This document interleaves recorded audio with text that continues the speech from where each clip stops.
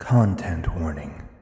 The following actual play may be considered disturbing by some audiences. This video may contain explicit language, violence, and depictions of trauma. This may not be suitable for viewers under the age of 18. Viewer discretion is advised.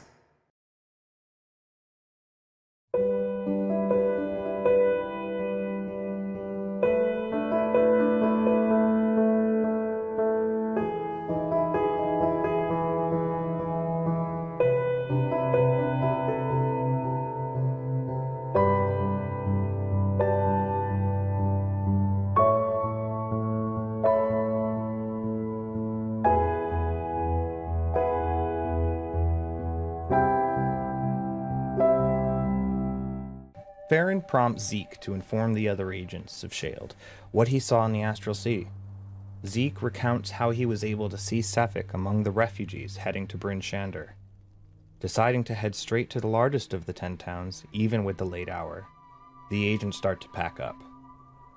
Farron sheepishly walks up to Captain Arlagath and tries to pay her for bringing him back to life. Refusing the money, Captain Arlagath asks if there is anything she can do to help.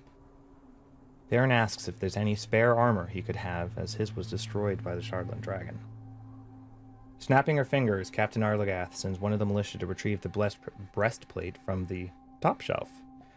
After a short while, Farron now has a shiny new piece of armor. Remembering that he left his immovable rod high in the sky, Farron looks for Velen to ask if she can retrieve it. Offering the use of her owl, Velen starts to head out to retrieve it. Laurel, seeing the extremely watchful eye of the owl familiar, becomes extremely suspicious of it, to the point of needing to ask Zeke about it. Trying to relieve some of Laurel's suspicions, Zeke informs them that it appears like a normal wizard's familiar. As Velen walks out the door, the owl watches Laurel and Zeke closely from her shoulder. Recounting some of the oddities that Zeke saw from the astral plane through his new lens, he asks his friends to fill in some of the blanks, stating that the Shardland dragon was released by accident and that Laurel is very good at imitating others. Laurel tries to sneak off to get the dog sleds ready. Zeke's suspicious eyes follows him out the door. Sending the agents off, Captain Arlagath says, "Because of you, we can rebuild. Thank you." Leaving East Haven along the east way toward Bryn Shander, the party sees a starlit sky with a near full moon. About an hour out from their destination, the group sees the all-too-familiar aurora that crosses the sky each night at midnight. Reaching the east gate of Bryn Shander, they see the face of Sheriff Markham Southwell, who greets them gruffly before recognizing them and escorting them inside the wall. A sight completely unfamiliar to the agents is beheld. Bryn Shander is full to bursting with people. Every building has lights on within, and faces line the windows as they pass. Reaching the town square, "Hey, you made it!" Bardabin shouts to his friends. As they try to give a situation update, Zeke and Elena are tackled by Maxwell and Midge respectively. Call asks the sheriff if all available speakers can meet in the morning to discuss a matter of importance. Sefik. As the sheriff describes Sefik, Bardabin states that he remembers seeing someone of that description on his way here. Laurel pops into Mass's form to check for Sefik's scent around town, saying they will shout, "Banana," if anything is found. Returning to the caravan, the party finds Drengir on watch atop their headquarters, and Saxter asleep in the common area. As exhaustion begins to set in, the group splits off into their rooms for rest. Before sleep, Farron goes to Call's room to check in on him. Call expresses his worry regarding Sefik, giving him the peace that his friend deserves and ending the desecration that Auril has committed to him. Farron assures Call that he and the other agents are here for him whenever needed. As they lay down, each member is racked with the thoughts of the last few days. Dreams are had. Each of our heroes are visited by an unfamiliar presence. Elena is told she can return home a queen, could have vengeance. All she needed to do was follow her. Laurel is told their path has been chosen, and they see Elena with icy blue eyes. Call sees his family aboard his ship, his friend Sefik as he was, before everything freezes, and then he sees Sefik as he is now. Farron was hunting with his brother high in the mountains before being blinded by snow. As the snow clears, he sees the frozen form of his brother, cowering beneath an abominable yeti. Zeke sees the tundra. I lost my place. Beneath a starlit sky, with the familiar frozen aurora being told, You will suffer soon enough. the morning comes and the perturbed agents gather in the common room. Eating breakfast, they discuss small portions of their dreams. Zeke thinks that the Nominati, Kappa specifically, visited him. After a brief discussion about Farron's blind sight that was prompted by him throwing a dagger at the food curtain, Drenger slowly opens his door, and with a look of fear and dread, he says, The bitch was in my dreams. a voice told him to walk away, a voice that he had no doubt belonged to Auril. With this all in mind, Zeke forms his astral lens and tries to find Sefik. An image of Sefik outside the caravan leaning on the stables can be seen. Rushing outside, they find a note tacked to the wall with a dagger, and the note reads, See you soon. Trying to find tracks, the scent of brimstone tells them that he is long gone. While looking around, Zeke sees a full moon rising in the sky. The sacrifices are tonight. Sheriff Southwell approaches the group and informs them that the Council of Speakers is meeting soon, and then escorts them to the council hall. In the room, they see Speaker Duvessa Shane of Bryn Shander, Speaker Maxel Dinar and Captain Scath of Targos, Speaker Danny Whalen and Captain Scython of Easthaven, Olivessa Untapor of Goodmead, a sober Speaker Trovis of Caer Conig, Speaker Dolbelgruff Shalescar of Bremen, and Speaker Oris Mastju of Tourmaline. The agents inform the Council of Speakers of the events in Easthaven, as well as the Duragar, both Sunblight and Moosgard. Call proffered the letter of peace and request for trade from Grandolpha to Speaker Shane. Sefik is put forward as the largest of the current threats. That he is in town, he is a murderer, and people are in danger because of him. As the topic of sacrifice is brought up, Captain Scath scoffs and makes some new enemies. In an attempt to cool his head, Call heads outside. As the door opens, Zeke hears the faintest sound of a terrified scream from the west, and he bolts toward it. The other agents follow right behind. Arriving at the west gate, they see a man staked to the wall with an ice sword in his heart. Laurel transforms into a mastiff to try and find Sefik's scent. It's fresh, but there's no trail. From the top of the wall, as he is trying to get the man's body down, Farron sees a line of 12 figures, with beacon-like blue lights pouring out of their hoods. A lone man in fine clothes, with his sleeves rolled up, his hair up in a ponytail, his piercing blue eyes staring up at Farron. Sefik shouts, "Tell Call, I'm here for him." And that is where we pick back up.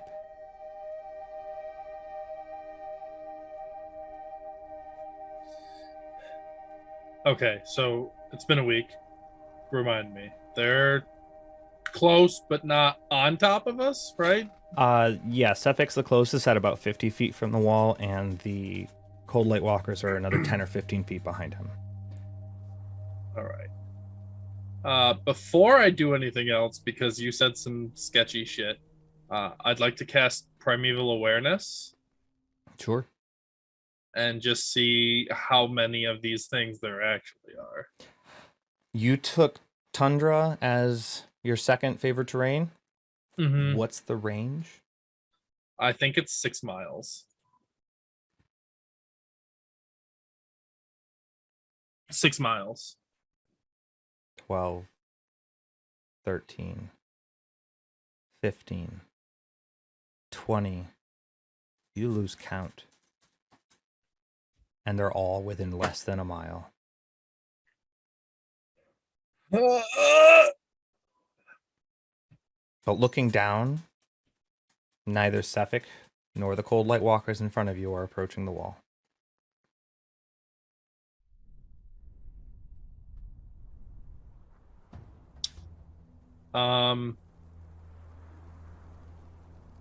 I can't see any other in range. No other Looking dead things. north along the wall and south along the wall. It's hard to tell, but you do see the same light.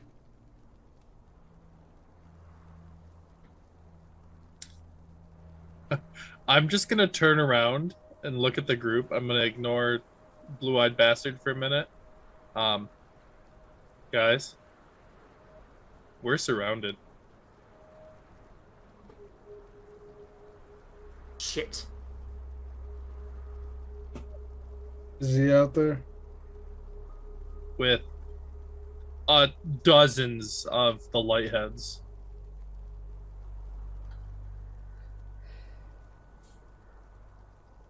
Farron, you do notice that the militia folk along the walls are starting to look extremely anxious and are starting to ready their crossbows.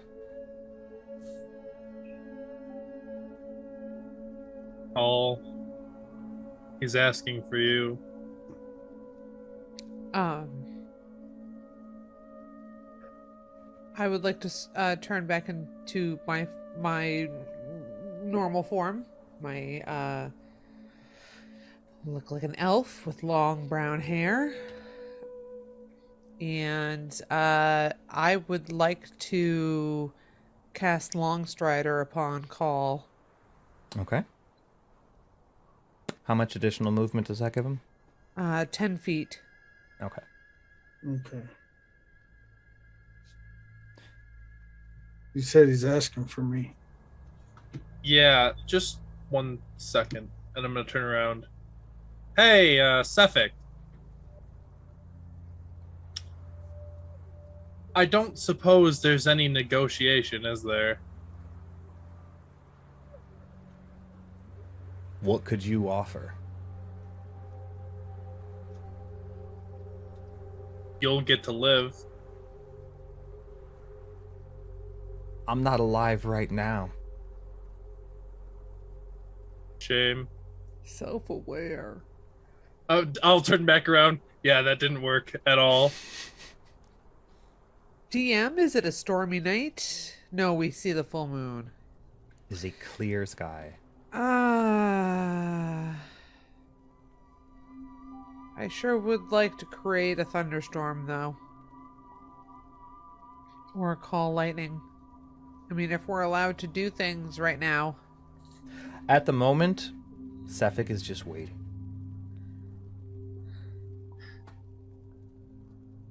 And also because the gate is closed, so for those at home, the hole in the wall is because I didn't have this map is supposed to be Bryn Shander if the Shardland Dragon made it here, so this was what the closest approximation I had available. This gap here is the gate. It is not destroyed wall, nor are the village buildings behind it destroyed. So this gate is currently closed, and those not on the wall cannot see. Okay. You can still cast spells, do whatever you want. You just can't see Sefik or the Cold Light Walkers. Right, I need to be able to see to do call lightning. You can summon the spell and not target anyone, because it does have that crazy friggin' radius that you can create the storm within. But it's obvious. It says centered on a point that you can see. I'm Okay. being honest. So, is there an easy way to get to the top of the wall? There Yeah, are no ladders way. on the Farron- side of the gate. Okay. Yeah, I- Call's gonna walk up the ladder, go on the top of the wall with Farron. Yeah. Elena will follow. Yeah. Okay. Zeke will just kind of like look around very sheepishly. Well, okay, I guess we'll go upstairs, and he'll follow you guys. Is Yami following you up, Farron?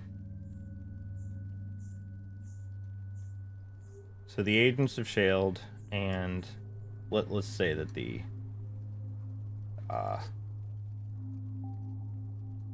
guards make some room for you, so you're all able to hang out there together. And you look down, and now all of you can see the 12 cold light walkers in Suffolk. And looking north and south along the walls, you can see the all too familiar light that the cold light walkers make, but you can't see any specific shapes. Yeah, Call's just gonna call out to Sefik. He's like, brother, you summoned me?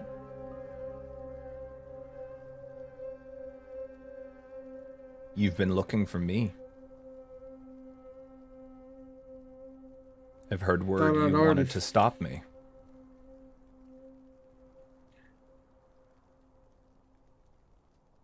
There is some truth to that. But seems I've already dispatched you once and you were here before me again. I am the righteous hand of my goddess, and I am the devil you forgot. And he casts Eldritch Blast, and he targets Call with all 3 beams. Before we resolve that, I'd like everyone to roll initiative. Counter spell? I don't have counter. You have it? You have counterspell? I do. Oh my gosh! Because every mage, as well as prestidigitation, should have counter spell. I can only What? cast up to 3 though. I'm So you're so casting at proud. 3rd level? Yeah. His cantrip is dispelled. Yeah! Okay, we'll start with top of the... let's see. I'll roll for these guys now. Hell yeah! There. So I will take Yami out of there. He just goes That's right the way to after. start it. Okay, we'll start with Elena. What'd you get? I rolled a 17. And that's total. Zeke? That's a 13. 18. Farron? That's an 18. 18. Call. 4. Laurel? 9. 9. Pop that open so everyone can see it. So, top of the order. The 10 Towns Militia have been readying their crossbows and finished cranking them in. Half of them are able to launch out crossbow bolts at the Cold Light Walkers. Only 2 of the Cold Light Walkers that you are able to see go down. Baron. This wall is 15 feet tall. Just for anybody who wants to maybe jump off. Well, that gate's staying closed. All right.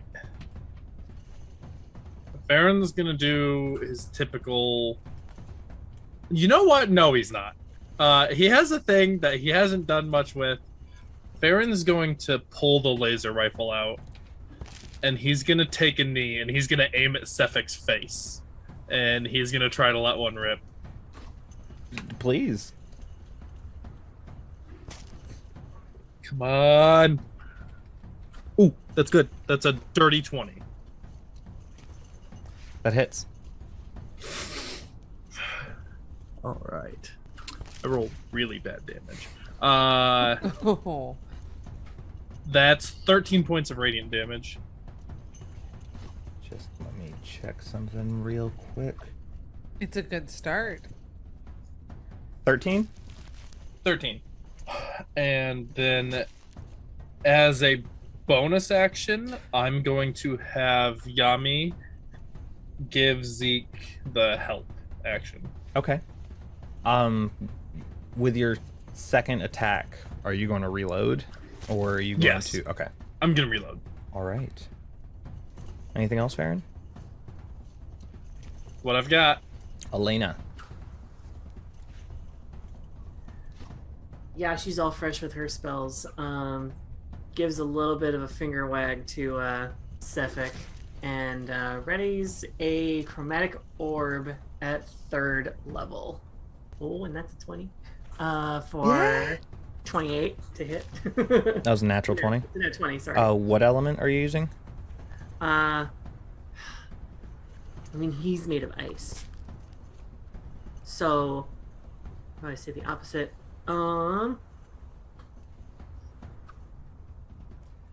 It doesn't matter. He casts Counterspell. Fucking. Elena just shouts down, "Touche!" I don't like it when the other team does it. Anything else? Don't think I can cast anything else at this point.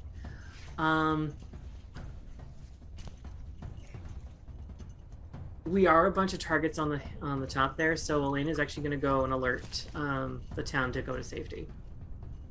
This is going to be a fight. It's going to be messy. So you're shouting down to the guards to protect people, or? Shouting down to the guards to get the people to safety. Okay, any citizens who can't fight in the week to safety. That's pretty much it. She also is going to make her way. Oh, there's no way down from the.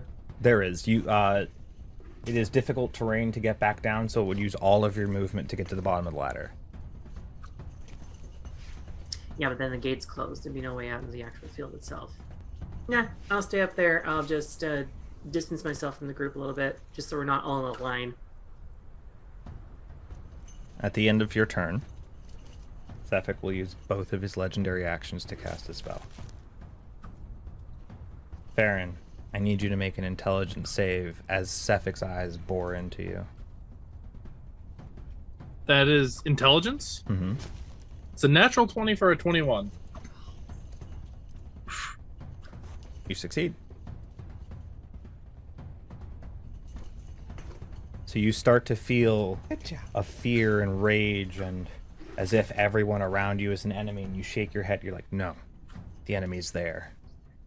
So he used one of his enemies abound. And it is the Cold Light Walker's turn.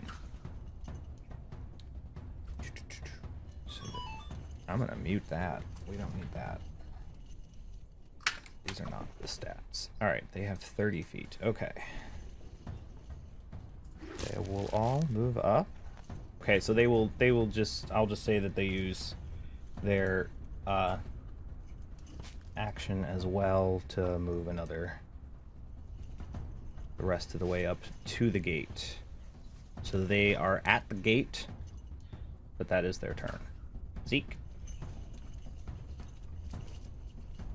All right. He's going to kind of taking the lead of the group. He will wild shape into his archer starry form. He will to the, I guess, can I ping? I don't know how to, can I ping in this game? Yes, if you change it so right below the select box, there is a double circle. Can you see that I selected it? Nope. Okay, never mind. Surprisingly. The closest cold walker to him, Okay. because he can't actually reach Cephik because I don't have spell sniper. But he will toss his archer force of awesomeness and follow it with a guiding bolt, like he usually does. Okay. The first amount of radiant light misses. That's a 2 on the die. Yeah, that's not going to do it. And he curses the Nominati, but slings his guiding bolts. And that is also a 2 on the die. And he... Does Yami's help action work with this? You would have advantage on your first attack. So you can roll a second d20 for... I thought help was only for ability checks. Or am I... I don't know. They're 2s, so the first one misses. Okay. But that's a natural 20 on the guiding bolt. All right, so yes, that's gonna hit. That's a 27. And So that is max damage plus the dice roll. okay. It's 4d6. So that's Four. 24. Thank you. I promise I went to elementary school. 24 plus 19. So 40 something. 43 points 39. of radiant damage. 43 points of radiant damage. 24 plus 19. Oh, Yes. Yes. So yes, he takes 43 points of radiant damage, and he is now glowing. The next attack will have advantage. He, as you hit him, some of his clothes start to burn away, and you can see the glowing light from within, but he's still standing. Anything else, Zeke?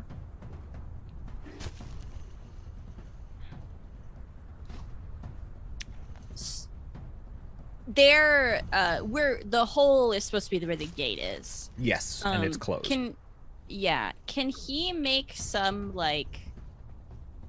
just like a general check, quickly to see could they potentially get through the gate in the next 6 seconds? Because there's so many of them. Make an intelligence check. It's an 11. You're not sure. Okay. It's a pretty thick gate, but they're really crazy. Yeah.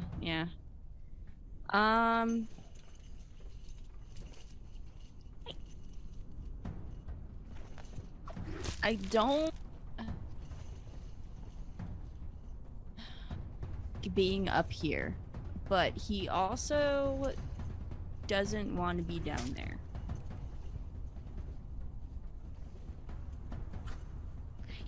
Can he hold his movement to see what Call does? Sure. Can I do that? I don't know if you can actually do that. Yeah, in rock, yes, but- you can.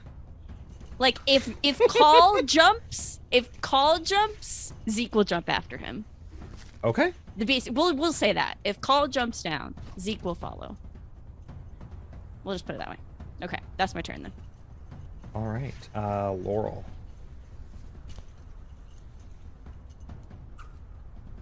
Okay.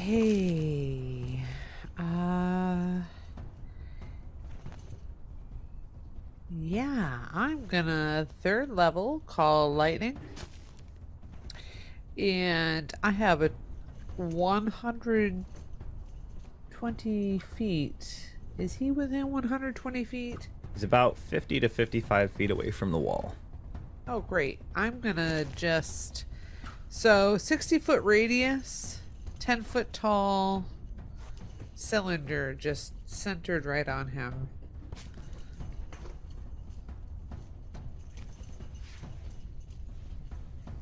Okay. So it's a dexterity saving throw. Makes those with advantage, and he did not roll very well. 15? I'm checking, sorry. No, it's okay. No, he got a 9. You got a 9. Okay, he takes full damage. Which is only 9. This is a lot of 9s. 99999s. 999, and since there is no extra storm going on, that's it. Okay, so you take 9 points of lightning damage. And I focus my energy on that. Okay. It is Suffix's turn.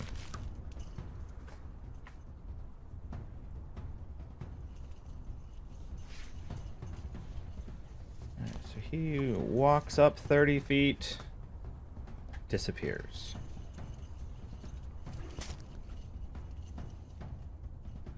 Appears on the other side of the wall below you.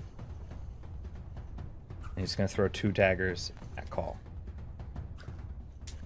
Call, I'd like you to make a perception check first, actually. See if you see where he appears.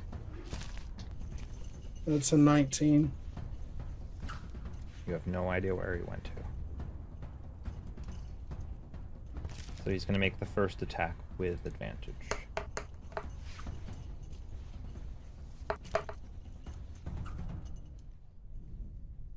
I'm just going to say that hits. It was an 18 on the die. Yep. You take 11 plus. You take 11 points of piercing damage and 4 points of cold damage from the first attack. And the second attack is a 27 to hit. Hits. Take 12 points of piercing damage and 3 points of cold.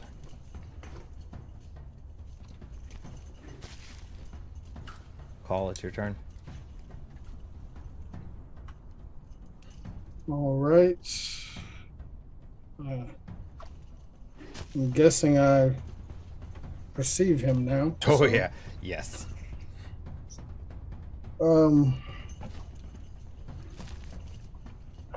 Call's gonna use his bonus action, go into a rage. And how far is he from me? So that's 15 down. He's about 20 feet from you. Yeah, well, right now I got 50 feet of movement, so Call's gonna jump down right in front of Suffolk. Just for ha-has, go ahead and make an athletics check for me. It's 23. I will say with this attack, add an additional D4 to hit. 2 additional D4 to hit. Yes. All right. And this is going to be with the thrower. That's a 23 to hit. That hits. Whatever you rolled for that D4, add that to damage as additional force damage. Yes. So he'll go ahead and make his strength save. He got a 14. 14 fails. And that's going to be 16 points of damage. Wait, no. I rolled an 8. So 8 plus force, 8 bludgeoning, plus 5, plus 3. So 21, 24 Plus- points of damage. Plus your 2 for rage. So 25 points of damage. And he's just right up against that wall still, right? Even though He's going to take They an threw him- additional 4 points of bludgeoning as he is sent flying back into that wall. So he doesn't move very far, but you see him cough up a little bit of like black Icarus blood. and then He for says, his "You have made a mistake." You were wrong, brother. I would never forget you. And he's gonna attack him again with the thrower. From having knocked him back, you will have advantage on this one. Oh, that's only gonna be a 15 to hit. He dodges out of the way and you hit the wall behind him. Okay. And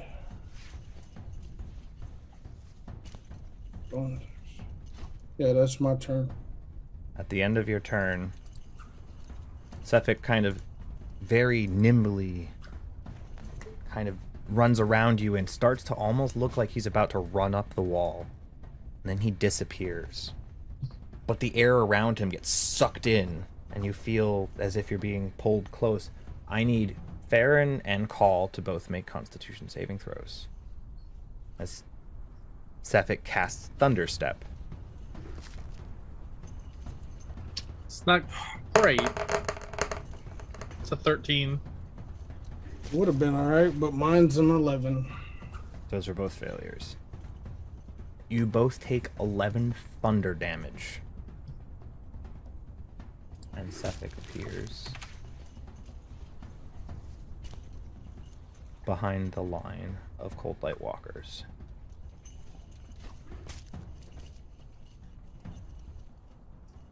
It is the 10 Towns Militia's turn. You hear and then shouts and loosing of crossbow bolts from all around the walls. Aaron was right. You are surrounded. These crossbow militia are going to shoot.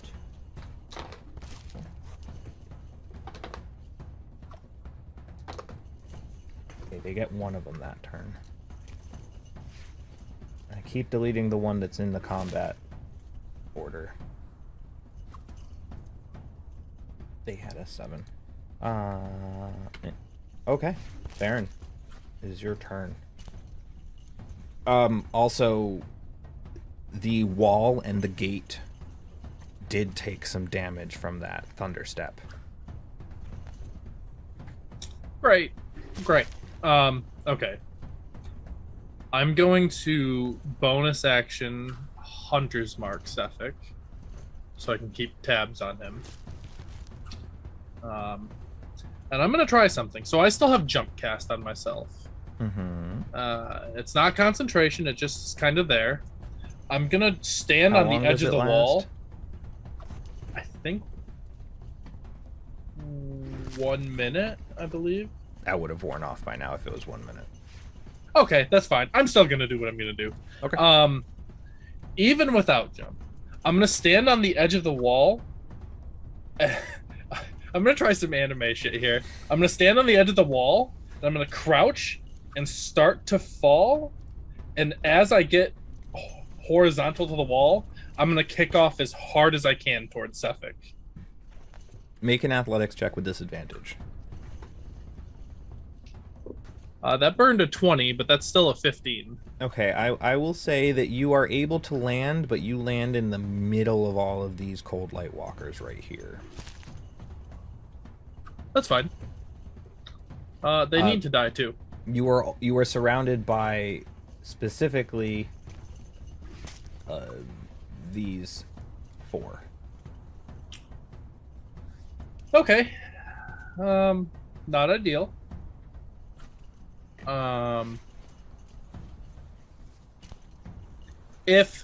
Could I run between them? Is that possible? You would incur attacks of opportunity, but yes. Did the jump use my action? Movement. Okay. I will use my... Oh, do I have any movement left? I'd say half of it, yeah. Okay. I'm going to use my action to disengage. And I'm going to disengage from our fellows here. And I'm going to circle to here. Oh, so you're disengaging? Okay. Yeah. All right. What's Yami going to do this turn? I'm going to tell Yami, stop. Will you... I have a menace, okay? I'm going to tell Yami to use the help action with who's that right there? Elena? With Elena this time. Okay. Speaking of, Elena, it is your turn. Awesome. Okay, I am going to chromatic orb one more time onto Cephik.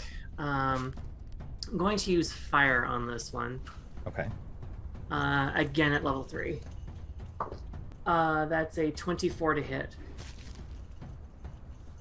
That hits.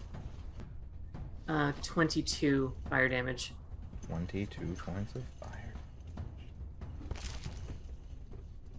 So the chromatic orb sears off some of his clothing, and you start to see the actual leather armor beneath. Anything else, Elena? She's gonna see. She's gonna hold. Honestly, she too is gonna hold her movement to see what everyone else is gonna do. She's gonna hold position. At the end of Elena's turn, Farron, Cephik turns to you and looks you right in the eyes again. You're fighting the wrong battle, and I need you to make a wisdom saving throw. That's an 11. Farron, you are charmed. Oh no! Ah, nuts. Oh, butts. Wait, let me see. Oh, nuts and butts. You have advantage on the save because you are fighting with him, so you can go for another shot. Ooh. How about a 12? Oh gosh. Farron, the agents are the bad people here.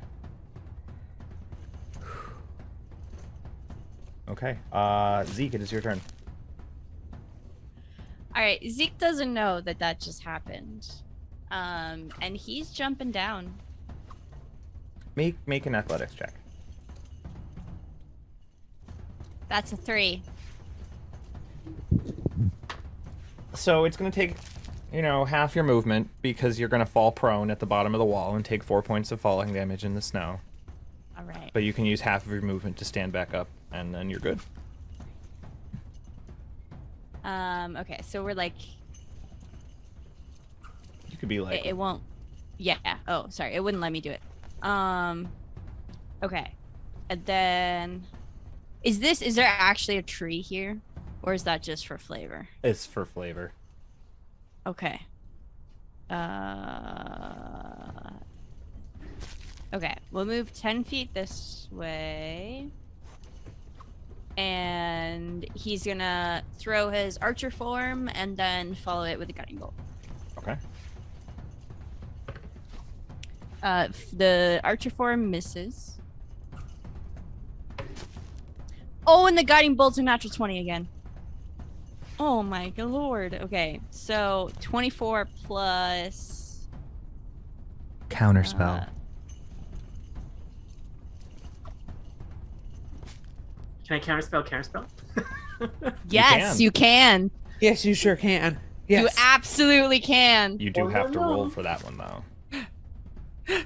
When am I Roll rolling? a d20 and add your charisma modifier. This is exciting. Pride dice, don't fail me now. Come on. Plus the charisma mod. Oh, that puts me at a dirty 20. Countered. Yeah! Zeke, you crit. Okay, He wasted his second counterspell. that is Max 30. damage. Yeah, So 24 plus. 39. Yeah, 39 radiant damage. As he's like, the first one probably goes wide or something because he just like tumbled off of a 15-foot building, and he curses the Nominati, and then he whips his guiding bolt, just this burst of energy, and he'll, because I like theatrics, he'll yell to Farron, get him! Get him! Get him! Get him! I'd like to think when Cephik casts counterspell and Farron's charged, and then it got counterspelled, Farron would say, "Hey, good try. Good try, friend." Thanks. So And that's as it. your guiding bolt hits him, some more of his clothing gets torn off and more of his armor is starting to be exposed. And he's just He's starting to look a little beat up. Anything else, Zeke? No, I am completely out of everything. Laurel, it's your turn. I don't know if anybody else can hear her through my mic. Why is he gradually losing clothes? It's just I it's feel just like blowing his armor off, and its armor's still there. He's covered. Barrett is charmed, and so like pieces are flying off, and it's like I've seen this hentai before. Why are clothes coming off? I'm sorry. I focus on call lightning. I don't want to do it on Sefik though because Farron's right there. I'm gonna do it on this guy. I don't know if you can see Yes. this guy in the center right here. So it's everyone within 5 feet of him as well? So yeah, so it And would the be gate. Oh, I suppose the gate too, yeah. Whoops. Okay. So everyone rolls a dex check. What's your DC? 15. Oh, that's a good. And That's then I will roll for the gate. The gate failed. yeah. 2 failures from the Cold Light Walkers, and 1 from the gate. 21. Okay. 21 damage total to the failures and 10 damage to the ones who saved. So as your lightning bolt strikes the one in front of the gate, you see that the gate is starting to buckle. Oh, it's fine. Anything else, Laurel? Can I look around from the vantage point up on top of the wall that we're at? Can I look around and see how the militia are handling other parts of Bryn? Can I try and see how many other parts of Bryn Shander are being attacked? Make a perception check with disadvantage as you are With disadvantage. focusing okay. on your Call Lightning spell. Yes, perception with disadvantage. That's a 15. The ones that are, I'd say, within 20 to 50 feet of you are focused on the Cold Light Walkers in front of the gate. But further north and further south along the wall, it looks like they have their own issues. And they are shooting at stuff that you can't see. Okay. Okay, that's my turn. It is the Cold Light Walker's turn. These 6 are going to move over to here, and all 6 of them are going to launch cold rays. 2 at Elena, 2 at Laurel, and the other 2 at guards. So the first 2 on Elena. Does a 14 hit? her AC is 14, so. So one of them does hit. You take 25 points of cold damage. Ooh, son of a bitch. The 2 at Laurel, those both miss. And then the 2 at the guards. One of those hits. And one guard freezes and then shatters off the wall. The other 3 Oh no. Oh no. all take slam attacks on the door. Ooh, they make 2 slam attacks. Hit. Stop that. Hit, miss. Crit. Between their attacks, the doors explode inwards and the gate is gone. Oh no. It's Sefik's turn. Baron, he turns to you, glances behind over where Zeke is. You handled that. He's going to go up behind the gate, and he's going to going to cast an Eldritch Blast. All 3 bolts at call. First one's a hit. Second one's a hit. Third one's a hit. You take 32 points of cold damage from the total, all 3 hits. Call, it is your turn. The gate has exploded inwards. You were able to, with your danger sense, dodge any of the shrapnel that would have injured you. I guess Call's gonna move. Yeah, Call's gonna run right. He's gonna run right through this guy. And he's just gonna start attacking Cephik. I will say for running through the Cold Lightwalker space, they will get an attack of opportunity on you. Just that one, though. And misses. Got a 4 on the die. Alright, and...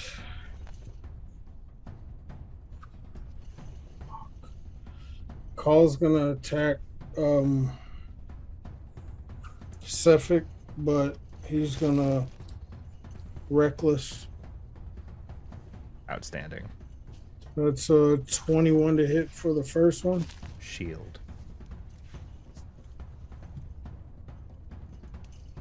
He's hitting with the thrower again, reckless.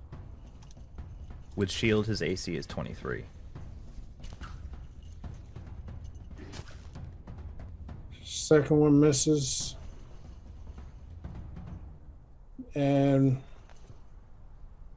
bonus action, 2-weapon fighting with the Shatter Spike. Nice. It's reckless. Hits for 24. Absolutely. Heck yeah! And that's going to be 13 points of damage. So you try to swing at him with your hammer. It bounces off this invisible field. You try to swing again, and you feel resistance. And you come around and try to slice into his side with Farron's sword, and you find purchase. And you cut through a portion of his armor. He's showing some damage. Anything else, Call? And that's going to be my turn. Cephik's going to use a legendary action at the end of your turn to make 2 sword attacks on you. At advantage because you recklessly attacked. Yep.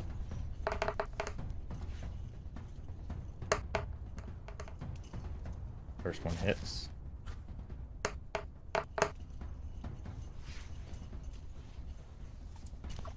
$19 points of cold damage from the first one.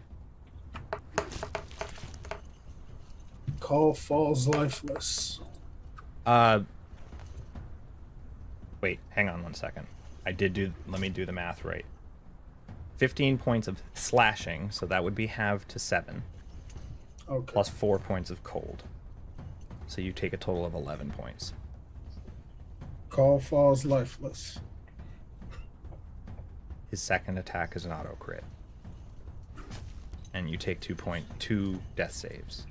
No. Oh, hang on.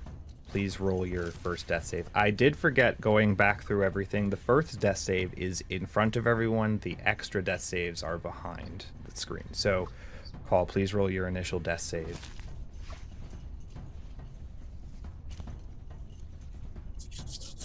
You just need to beat a 10. 10 or higher. Rolling the chunky. Come on, come on, come on, come on, come on. Oh no! Can I give him my Twist. player inspiration? You can. Oh, You have a I bunch got of inspiration. one. Yeah, I got inspiration. Oh, We're gonna he's try got a one. bucket of You have like inspiration. 5 inspirations. You did earn your social media inspiration for the week, so I think if he doesn't get above a 10, he dies. Straight up. I mean, with the 2 death saves from So the just keep dropping inspirations, my dude. Inspiration.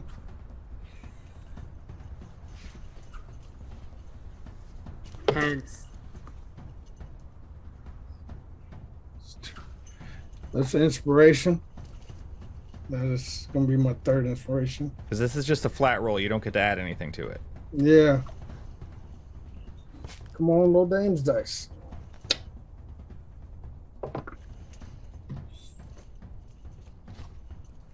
I have one more. You have 2. Is that it? 2 more? Yeah, I gotta use 1 more. Shit, come on. Shit.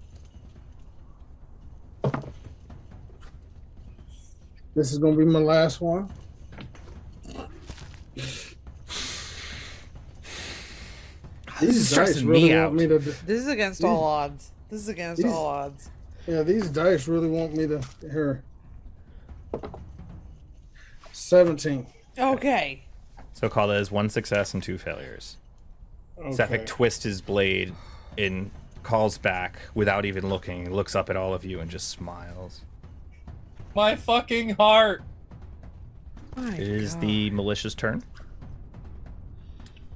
Let's see. Let me make some attacks on the cold light walkers. They take out 3 of the cold light walkers with those attacks. Baron, it is your turn. Farron, with this probably blue sheen over his eyes, snaps over to Zeke and should have just enough movement to get up to Zeke. Mm-hmm. And Hi, Farron's buddy, gonna take how are you? Farron's gonna say nothing and take 2 swings. What are you doing? Baron, what are you? That's not what? Ah! The first one is an 18, and the second one is a 22. No. if someone out there, I am remixes going- This would be fantastic. Does your do you do any type of elemental damage? It's Or just is it magical. all it's all slashing. magical slashing? I can't do anything in both those hits. Thank God Zeke is a beefy boy.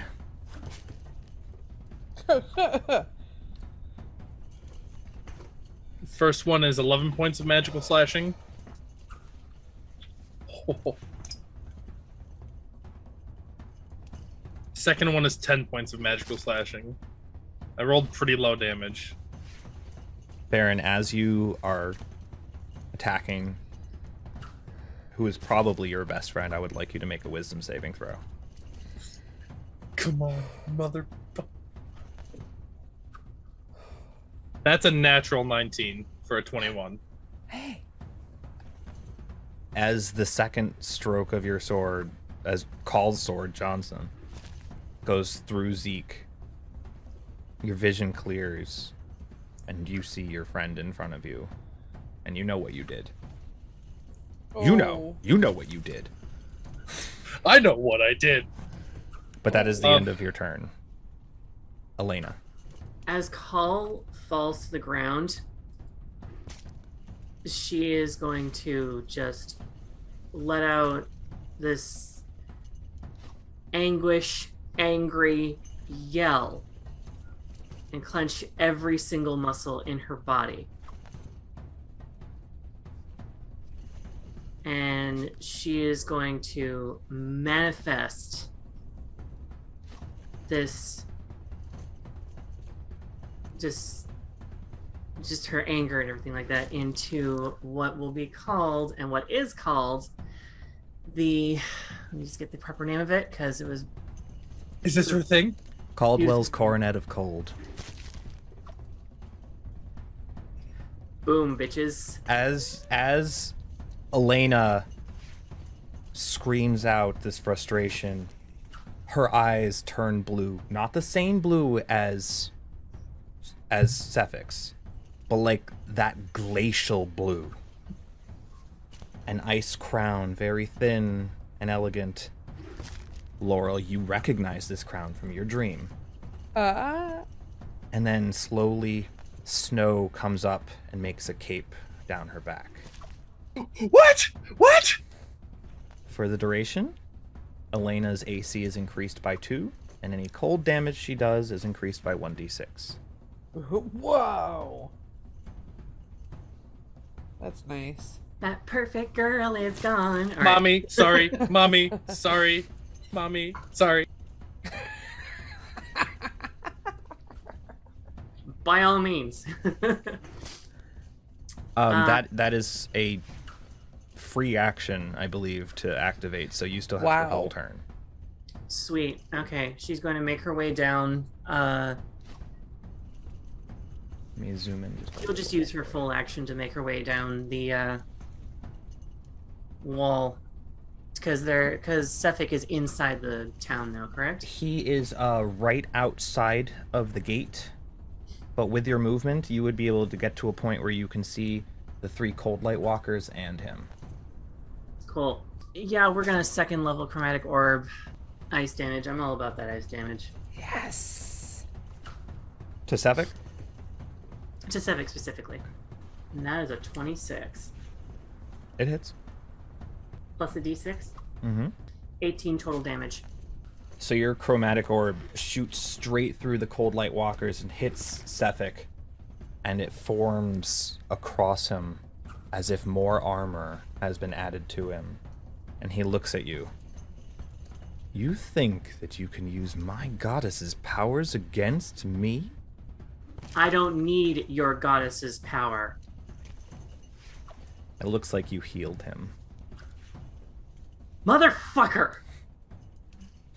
Anything else, Elena?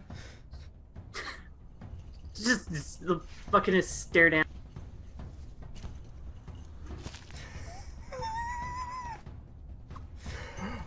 Zeke, you were just attacked twice by Farron. You saw murder in his eyes, and then after the second attack, it went to fear and confusion. He's gonna slap him so hard across the face, just like wind up and smack the spell out of him. I'm gonna say with Farron's confusion, there's no roll on that. You hit him and deal 0 damage, because you have 0 strength, right? It's an 8, so it's a -1. So Farron, Zeke slaps you so hard you get 1 hit point back. Yep. No, you don't. And then he's gonna kind of look at the big like slash mark across his chest, Mm-hmm. and he will cast Cure Wounds. We'll do 2nd level. And heal 13. The cold walker closest to me, Mm-hmm. I'll just use my archer as my bonus action. That is a 23 to hit. That hits. That's 10 radiant damage. This cold light walker is looking like it's barely containing the energy within. And he's just kind of gonna glare at Farron. He didn't even get it. He hasn't even like recognized that Call has fallen. There was so much happening. So, and that's his turn. At the end of Zeke's turn, Sefik is going to use a legendary action to move. And Laurel, it's your turn. I hate this guy. I hate this guy so much. What is called current state of being? Make a perception check. Ah. Oh, that's pretty good. 21. He is barely breathing, and he is quite bloodied. could I get to him? Excuse me, with an athletics check yet.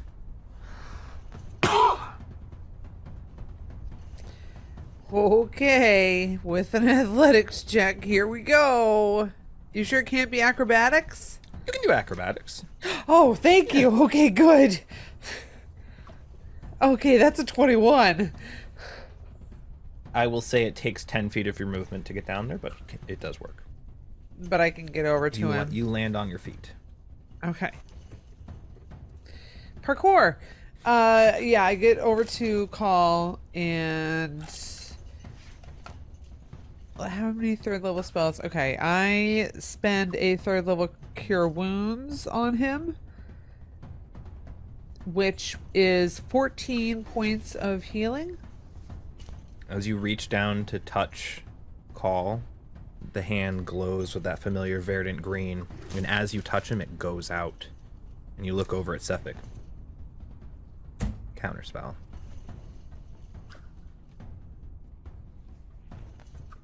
That's true evil. That is true evil. For my bonus action... Oh, I can't... Can I so, does that count as me casting a spell? That counts as me casting a spell, It's gone, right? but it doesn't count towards So it. could I cast a 2nd level spell? Mm-hmm. Okay, so I cast bonus action Healing Spirit. Okay. So little spectral squirrels come out from under my cloak and run all over Call, and you get 6. Call, you're conscious at 6 hit points. And I offer you a hand to help you to your feet. Yeah, with the last bit of your movement, I would say you could get him back to his feet. Yeah, absolutely. And that's my turn. That's all I got. It is the Cold Light Walker's turn. These 3 advance into town. Call, you can have a attack of opportunity on either one that was next to you, and Laurel, you can attack the one that is now directly in front of Elena. The Dirty handiest. 20. Yeah, dirty 20. Dirty 20 to hit. Okay. That's with the thrower. Okay. 18 to hit. That hits. The closest weapon that she has on hand is the laser pistol. So she pulls out the gun and points at the back of this Cold Light Walker. Has to be a melee spell attack. You have your sickle. Are you serious? Unless you're a warcaster or have any ability that allows you to use a ranged attack. Weapon. I'm not a... Well, can I trip him? Yeah. That's what I want to try and do. You have to make an athletics check, though, against his, which isn't going to be good. Hey, I got a 17. Hey, he got a 9. Hey, yeah, I just try and trip him. Call, how much damage did you do? The one I hit's gonna be taking 4 bludgeoning, 4 force, and then +5. And then, is that including your rage? Well, I dropped rage. You did when I drop, fell. right? So that is 13 points of damage. And are you attacking the same one that Laurel is? Whichever one was, like, I guess, right in front of me. Yeah, it's the same one as Laurel. Okay, so they tripped this Cold Light Walker, and then you walloped him. So I'm gonna double that damage because of oh no, he's not 26 feet in the air. That's fine, whatever. So yeah, that's how much damage he's taken. Elena, there is a Cold Light Walker prone on the ground. It tried to run up to you, and Laurel tripped it, and Call blasted it in the back of the head with his hammer, and it just slid across the ground right in front of you. It's still alive, undead, but he's going to use the rest of his movement to stand up, and both of these Cold Light Walkers next to Elena are going to take 2 attacks each on Elena. The one on the left misses, and the one on the right only hits once. Elena, you take 11 bludgeoning damage, and 7 cold damage. So 18 total. This guy over here is going to launch a cold ray at the guy next to him. That's going to hit. This guy just shatters off the wall. These two, not quite knowing that Farron isn't bad anymore, are going to go over and try and take 2 attacks on Zeke. Miss, miss. Miss, hit. Zeke, How much does it hit? Hey, how much does it hit by? It's a dirty 20. Oh, never mind. That's too high. There is going to be some cold damage as part of this. Okay, I'm gonna use absorb elements. What does that do? So I capture some incoming energy. I become resistant to the damage. And then if I hit with a melee attack next turn. But I just get resistance to the damage type at this. Okay. So you take 11 points of bludgeoning damage and 3 points of cold then. I don't think I get it right now. Is it a reaction to cast? It's a reaction to cast. It says you have resistance to the triggering damage type until the start of your next turn. Yeah, so we'll say as part of the spell you do As gain the part of the resistance at that time. So you will take half the damage, so those 3 points of cold. So 14 total. 14 total. Okay. And this last Cold Light Walker is going to shoot a cold ray at the one thing he sees up on the wall. Yummy. That one went on the floor. That was a nat one. So his cold beam goes very wide. And Yami tries to bite at it but misses. It is Sephic's turn. He's going to look to Laurel. Why don't you put him back down? And I need you to make a wisdom saving throw. Wisdom? Mm-hmm. No big deal. Oh, that's a 15. Putting Call back down seems like a good idea. No, it doesn't. No, it doesn't. It seems like a Do terrible you idea. have any I do have an charm? inspiration. charm? Well, yeah, Oh, wait. Do I have any anti-charm? What are my defenses? No, I don't have anything about charm. you do have inspiration though. I do have inspiration, so I I'm gonna will. go update that. I will use my inspiration and reroll that. That's a 17. You have 1 left. Fine. Yes, I'll use it. Okay. 19. Just fails. I think his DC is a 20. I think his DC is a 20. I And I think just it's keep on just- going up by 2. Yeah. That sucks. Okay, so I view Call as an enemy. You have to use your next turn to carry out the action. To carry out what action? Put him back down. Put him back down. Okay. You get the idea. He wants you to kill Call again. Hey, Call, it's your turn. What is the tech? How would a concentration spell work? In Oh, this you can still scenario? absolutely maintain concentration.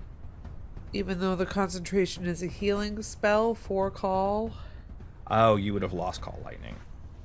No. It's healing spirit. No, I lost Call Lightning. I gave You- up Call Lightning. You can Healing spirit decide on to Call. either move that away from him so it's no longer healing him, or stop it altogether, but on your turn. On my turn. So on his turn, he heals again. Yes. So that's great. Okay. He heals for another 6 points of damage at the start of his turn.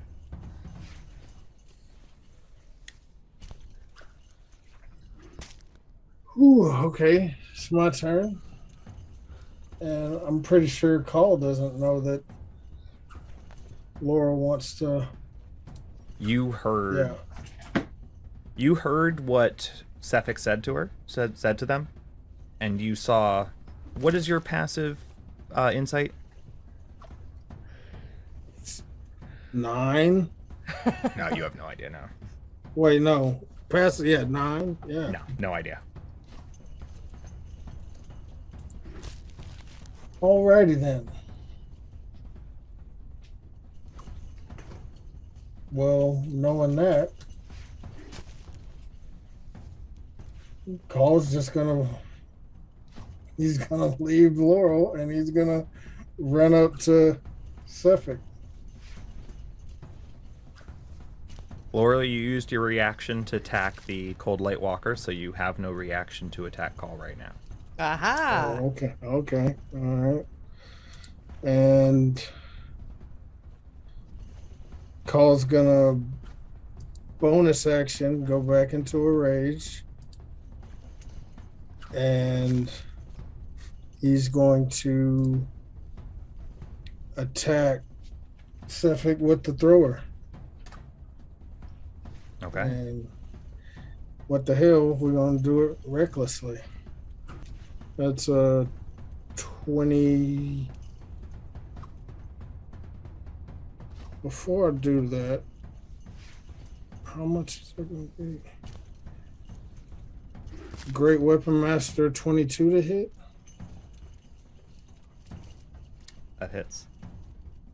Okay. So That's awesome. he's going to take Hell yes. 8 bludgeoning, 8 force, plus 5. Plus 7 for Plu- including your rage. Yeah, plus 7, 16, plus 23. 33 points of damage. Yeah. He is looking rough. For a second, he's just gonna go after. And did he pass his saving throw? Yes. Okay. And he's gonna right back at him with the thrower, recklessly. Yeah, and you can only do Great Weapon Master once, right? Once per turn, yeah. Okay, that's what I thought. That's a 27 to hit. Yeah, that hits. Okay, he's taking 3 bludgeoning, 3 force, so 6. So 13 total. He's still Wait. standing. 15 total because of rage. Still standing. And that's my turn. Okay. At the end of your turn, he's going to use 2 of his legendary actions. And he disappears. And you get this faint smell of brimstone.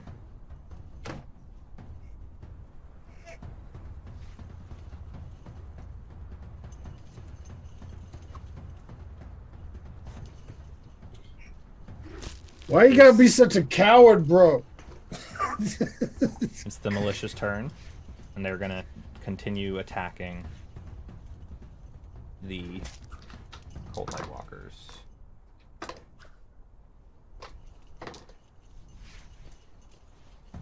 The 2 Cold Light Walkers near Zeke are pin-cushioned and drop. Baron. I know where he is. We're in my favorite terrain. Humanoids are one of my things, and I hunter's marked him. If it wasn't for Hunter's Mark, you wouldn't know where he was. Baron. He's on the opposite side of the building behind Elena. He didn't go far.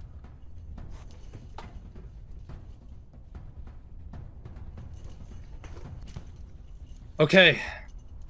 I'm gonna engrave where he is in my mind, Mm-hmm. and I'm gonna drop Hunter's Mark. and I'm gonna cast Zephyr Strike, and I'm gonna activate it. Okay. So I can go 5, 10, 55, 6. Oh, wait, hold on. I have to move twice because walls. Yeah. 60. And there he is.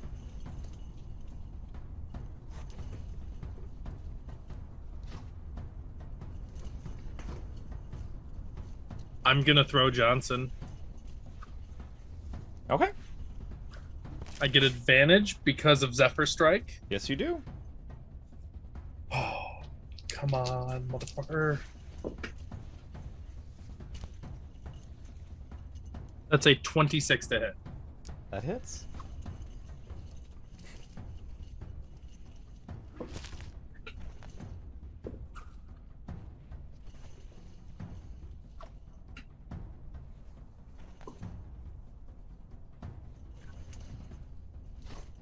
$18 points of damage mixed with magical slashing and force. The blade, you just throw out this longsword as you're rushing by, and it pierces his side clean through. And as it shoots out and falls to the ground behind him, it is encrusted with ice. And he's holding his side. You die next. Okay.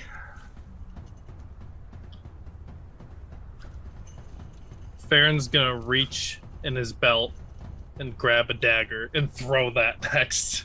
Okay. That's a 22 to hit. Shield. Shield. Shield. I'm gonna use my inspiration. Okay.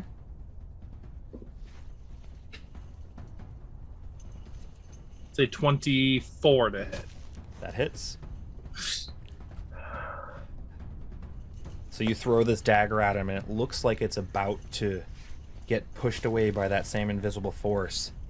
But then it's still spinning and cuts him at his side again. 7 points of piercing damage.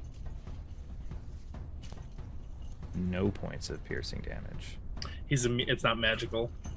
I had a feeling. Ooh, okay.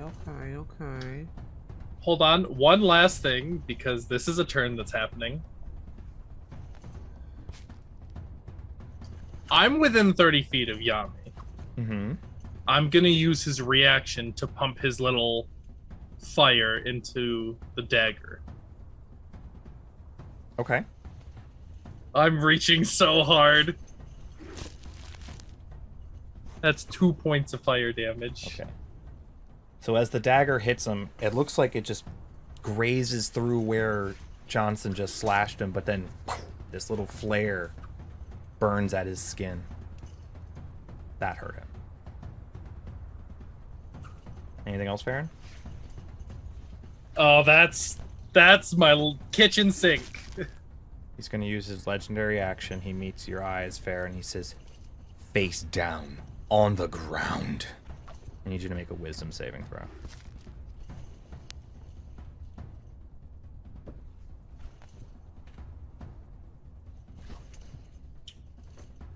That's a 14. I'm going to assume that doesn't do it, but I have another You have one more. inspiration.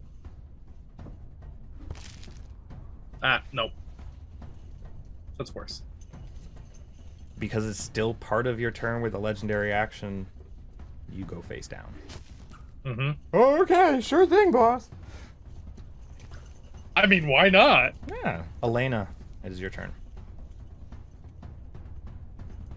So all this is happening behind me. You watched Farron run by you, and you heard him launch weapons and it connect with someone. You do have two cold light walkers directly in front of you. One to your front and one to your right. Cool. Do I see Sefik though? If I've turned around. No, there is a building in your way. Cool. I'm gonna go with what I originally planned in that case then. Casting Warding Wind around myself. I'm If going to have you- them make strength saves because they are weird energy kind of being held together by their clothes to see if they do not get pushed away from your warding wind. What is your DC? Let's get out of there. Get out of there. Come They on. got a 9. A 9 and an 18.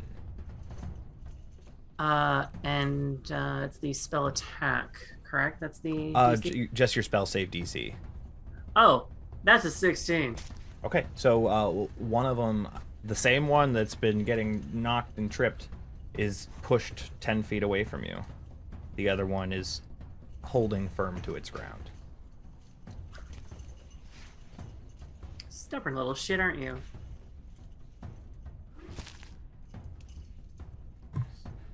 If I take an action to move myself 10 feet away from that one in particular, would it incur an attack of opportunity on me, though?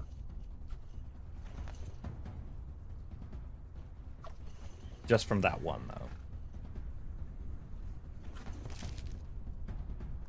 Yeah, I'm gonna risk it. It could miss. Alright, so he's going to take an attack. 13. It misses. Very much so. Yes. So, are you trying to get back towards where Farron is? Yeah, So, yeah, getting... not engulfing Farron in my warding wind because that would deafen him. Okay. So you get Not about well. 10 feet behind Farron, just out of range, so that he can't hear you if you say anything, unfortunately, but you can just get the barest glimpse of Sefik on the other side of this building. That's my turn. Okay. Zeke. Okay, DM. I am 35 feet from call. Mm-hmm. My walk speed is 25. Okay. May I take a level of exhaustion to get to call to dump cure wounds into him? I It's would 10 say- feet. I would say that you could make an athletics check to try and jump the additional 10 feet as part of your movement. Okay. I'm gonna try. Just, So I make just it- beat 10. Yeah, so I make it here, and then as I'm running, just beat 10. It is exactly a 10. You are able to get within reach of call. Okay, and then I like lunge forward, and as my hands plant onto call, I'm gonna dump a 3rd level cure wounds. And that's 17 healing. Thank you, Zeke. Yeah. I didn't like fall prone. No. Okay, and then you like he... catch call like on his armor and coat, and then just kind of like hang on it and land on your feet. Okay, and then he's gonna twist, and he's gonna throw his archer ability at the Coors Light that's next to Laurel. Okay. That one just got shoved away with a warding wind. I'm going to say due to the disorientation, you have advantage on this attack. Oh, okay. Oh wow. Okay. So that's a 21 to hit. Mm-hmm. Okay. And oh wow, that's really good. That's 11 radiant damage.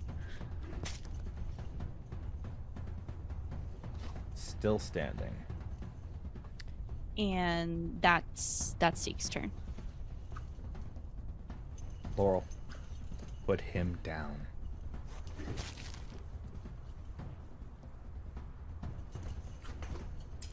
Yeah. I both Call and Zeke probably recognize that something's off with Laurel. Call might be a given little that confused as to why you're walking over to them. she's not. They're not walking over. But they do turn towards Call, and they use their bonus action to turn into a Craig cat. Yeah, go Laurel! Go fight things! I need 20 feet. If they back up... You Then don't is have that- enough space I to don't charge have them enough to space. pounce. Okay. Well, I do... Hi, Laurel, what are you doing? Ah! Big toe beans coming at Call's face. Laurel, no! Why again? I know, I'm sorry. I don't need an army. I have you. I rolled a 19 to hit. Wait, what's your AC? 15. 15. Fuck, no, I can't do it. Oh, only 15? Oh my goodness. We gotta fix that. We gotta fix that after this fight. Okay, so that If we is... can. You know a still wizard fix that that. deals in magical items. Thankfully, that's only 4 points of damage. Have 2 because he is raging. Okay. Yep. You have Yeah. multi-attack as a crag I cat. do attack again. Yes. Bite with the second. Bite with the second. That is 14 to hit. So that does not Misses. hit. That's my turn. That's it. Okay. Or do I get to shake myself out of it? Maybe. You used all of your turn and action to do as you were told, so it's gone. Like you are now aware of what is going on. Oh, so it wasn't like I didn't have to complete it. No, he just cast suggestion on you, so he wanted you to try and do it, and you were unable to. So that's that. Okay. Okay. What is Riku doing? Sorry, he's clawing at a cardboard box. All right, it is the Cold Lightwalker's turn. This one is going to head up over into the wall. This one's going to head in. This one's going to actually run this way. This one's going to go over here. Okay, those 2 are going to take attacks on guards. One more guard gone. Elena, one of them is going to... Come on. Going to take 2 attacks on you. That is a natural 1 and a 14. So both of those miss. So he's just kind of swinging at you and hits your cloak instead. It is Sephic's turn. And he walks up, stands over prone Baron, and he takes his first attack at advantage with his scimitar. I'm gonna crit fish. So that first one hits. I rolled a 1 on the die, so that's only 10 points of piercing damage and 6 points of ice damage. Have to 3. I'm resistant to ice. He's going to take his second attack. You're still prone. Gonna crit fish. Well, does 18 hit you? It does. Right. Take 12 points of slashing damage. And 6 half to 3 cold. How are you looking? If we had to put a number to it, about a third. Why won't you die? And he uses his action surge. And he casts inflict wounds on you. At advantage. 25. to hit. You take 17 points of necrotic damage. Aaron had 17 hit points. Please make your first death save. Out in the world for everyone to see. This one, wait, this is the one everyone knows, or Yes, this is the hidden one? This is the first, the one everyone knows. That's a natural 20. Farron, he reaches down and you feel your life force sucked out of you. And you breathe in. And somehow you're conscious at 1 hit point.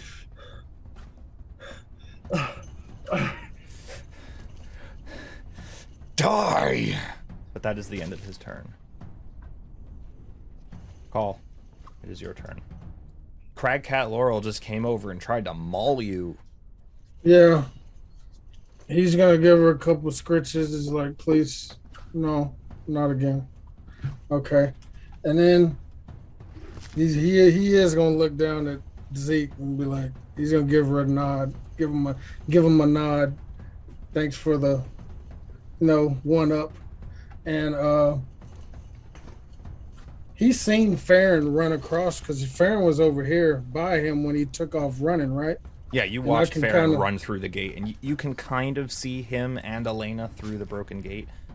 Over Cragcat Laurel's form, you can see Sefik trying to kill Farron. Yeah, and Call's not about that, and I know there's people in between us, but he's going to use all of his movement and his bonus action of a... Quick question before I do that. Is that Longstrider still on me or no? Longstrider is not concentration, so yes, it is still on you.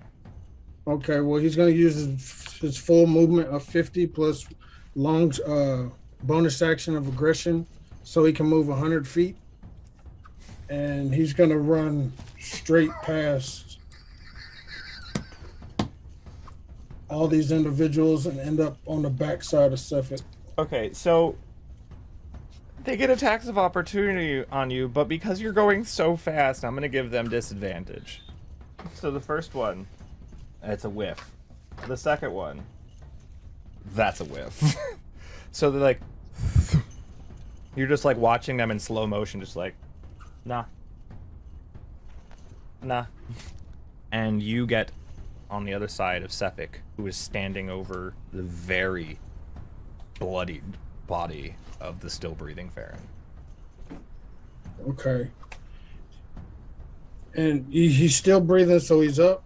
He is prone on the ground, so he is not giving you advantage on the attack. All right, well, I'm going to attack Sefik with the thrower recklessly. Okay. Nice. First one's a 17. Misses. I'm going to attack him again. Second attack, recklessly. Please. That's a 22 to hit. That hits. He's going to take 2 bludgeoning, 2 force, plus 7. So 11 points. He's still standing. Fuck. Plus his wisdom throw, if he has it. 18 on the die. All right. And that's my turn. Okay. At the end of your turn, he's going to burn through his legendary actions, turn to you, Call, and he's going to cast Vampiric Touch on you. It's a 24 to hit. It hits. You take 17 points of necrotic damage. And he heals 17 points.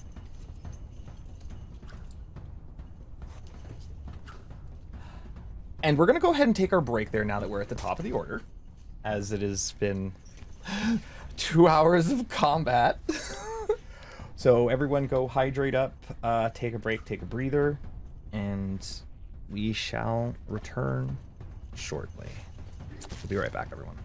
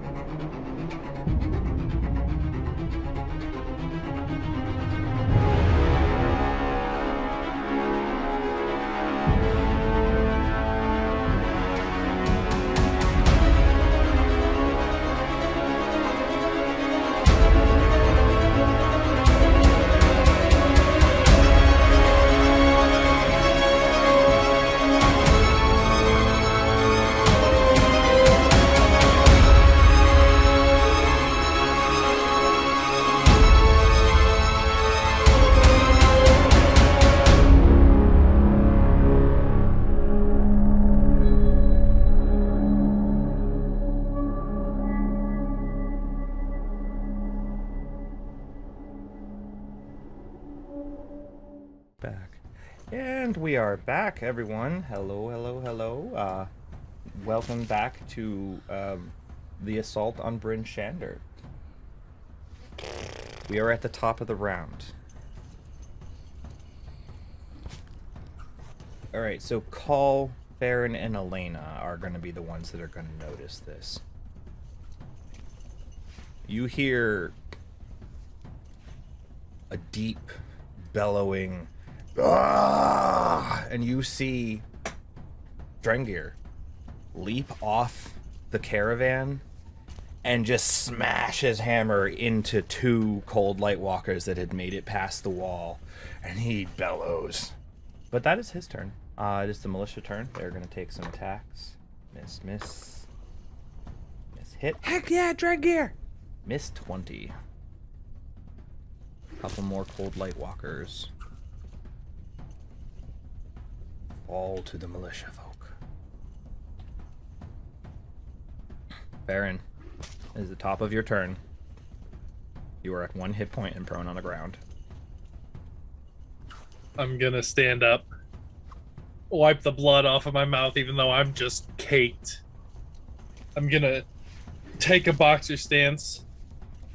I can do this all day, and I'm gonna cast Hunter's Mark on Sefik.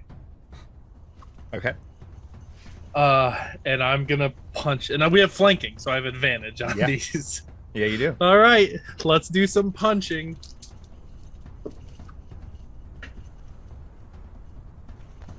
That is a dirty 20 on the first one. That hits. Just roll the Hunter's Mark damage because Just the rest Hunter's of it- Mark. Yeah, the rest of it Uh, won't do anything. 4 points from Hunter's Mark, and I'm gonna have Yami pump some fire into this. Okay. For another 5 points of fire. And So one you- more punch. Deck him in the face, and a little bit of flame spurts out of your hand. It's charred, and he looks back at you.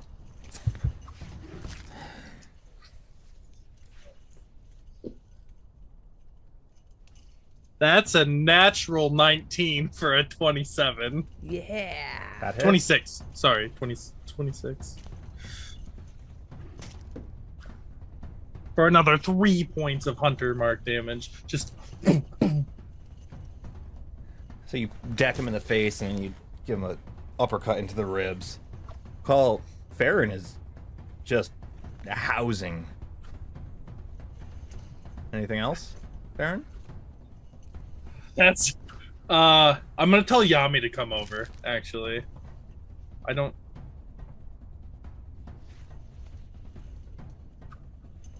Can Yami be hold on.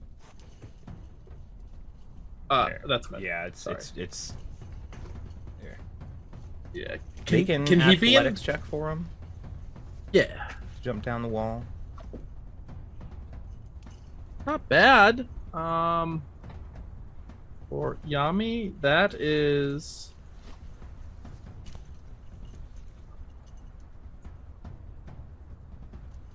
it's a 13 athletics. Okay. Yeah, he makes it. Sefik has to make a couple concentration checks for those hits. Okay, he's still holding concentration on Vampiric Touch. And then Yami has 40 feet of movement, so he should be able to get right up next to me. It won't let me move. If that's a spot. If not, he'll just move behind me. Oh, it's not letting me move it because I'm in the wrong window. But I'm the DM. I do what I want. So you and Yami are occupying this alleyway. You two, you are shoulder to shoulder. Nothing can fit by you. Anything else? That's all I got. He's going to use his legendary action to reach that same hand back up to you. And he's going to try and hit you with Vampiric Touch again. As soon as I find it. It's a 31 to hit. Just hits. 16 points of necrotic damage. Please make your death save. Nat 20. Nat 20. No. So I as have he one reaches out, inspiration left. you have it. 12. Okay. So Farron falls back to the ground, unconscious, but breathing. And that was his legendary action. Elena, it's your turn. So you watch Cephik reach out and grab Farron, suck some of his life force out, and then just drop him on the ground. And Farron is unconscious. Sort of going against the grain here. I know I'm kind of doing a lot of an ice trend here, but chromatic orb, level 2, acid. Let's finish this. 26 to hit. That hits. And it's fire, so it doesn't get the extra d6, but that is 18 damage. So the ice armor that you built up across him just gets eaten away by this acid, and it sears, he sears his skin a little bit with it. How is he looking? Messed up. Real rough. Real rough.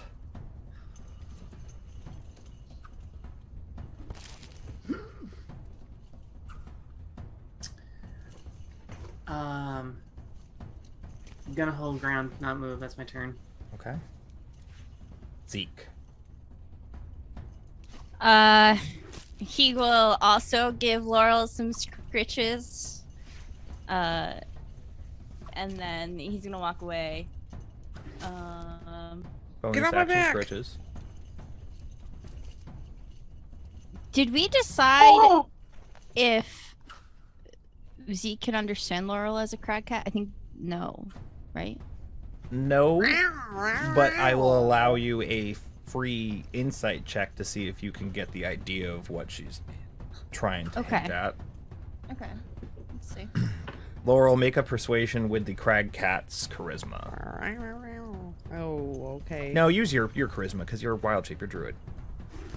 Okay. I don't know which is worse. Okay. What'd you get, Zeke? I got a 17. I got an 18. Yeah. You get the idea. She's kind of like leaning down and like crouching, so it'd be easy for you to jump up on her back. Okay, yeah, he'll get on her back. And can I cast spells from her back? I have a pretty Absolutely. good view. Okay, the Cold Walker, like directly in sight. Mm-hmm. He'll just whip some radiant energy. So his archer form first. 16? Hits. Oh, awesome. Okay. That's 10 points of radiant from the archer form. And then a guiding bolt. The Cold Light Walker's AC is 13, just for... Guiding bolt misses. How much damage was the starry 10. mote? 10? Okay. Okay. Yeah, and then he'll just kind of wait for Laurel to move. Speaking of, Laurel. Yeah. Laurel. So, Farron is fallen there. Yes. Can I get down? Can I get down this alleyway to leap at Cephik? What's the Crag Cat's movement? 40. So you'd have to make an athletics check as part of your movement to see if you could get to him. Okay. I will do so. That's a +3 on a crag cat. On a nat 1, I'm just going to warn you, you may hit Call or Farron. I got a 12. So you're able to get kind of in front of Elena, but not quite up into Cephix with that. It is a tight squeeze, Okay. so you're just out of reach. I can't get down there. You have to use your action to get the extra 5 feet to him. Oh, okay, I see. Okay. I have multi-attack, but in order to do that I have to hit once first, right? I can't move 5 feet and then attack once, can I? No. Well, this is just crowded up in here now. Yeah, I'll use my action to actually... Can I use my movement as like, can I like bowl him out of the way? You already used your movement, and the athletics check was part of it to try and get you to him, so you have no movement left. That's why you'd have to use your action. No, I know, I'm sorry, using my action as movement. Yes, I will say that you can. If I will say this though, if he beats you on an athletics check, he will get to attack you. Okay. If he gets a nat 20 on the athletics check, he will get to attack Zeke. Okay. I got a nat 20. What about that? Well, that beats him. What did he get? I rolled a 10 on the die. That's a 23 total. That's a 15. No, sorry, that's an 11 for Cephix. So, yeah, you are able to push by him and get over to here with your action. That is the wrong screen. I will do it over here. With Zeke in tow. Can I like shoulder check him to on my way? He's kind of against a wall, so it wouldn't do anything to him. Okay. You're trying to fish for some damage. I see. I'm trying to fish for something other than just movement on my turn. But that seems like that's all I can get. Unfortunately, that's my turn. Okay. It is Cephix's turn. He's going to bonus action Misty Step, Fucking hell. which isn't far. And then he's going to drink potion. No. He can't drink potion because that was his bonus action. He's going to manifest his echo right there. So, first thing, he disappears 30 feet away, and as he does, it almost seems like a second one of him, kind of darker, almost shadowy, appears right next to Laurel. And he's going to take 2 attacks at Laurel.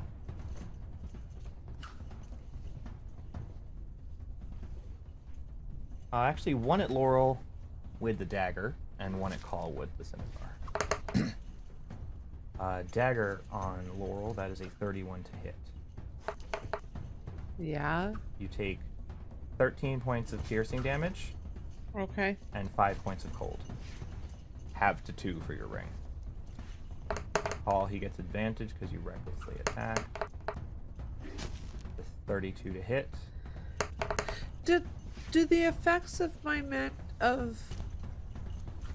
Your ring of warmth? Yeah, that's why you took 2 points for cold. No, I know. It in wild shape that still applies. Okay, great. Call, you take 12 points of slashing damage and 3 points of cold damage. So the 6 points of slashing because you're raging. So 9 total.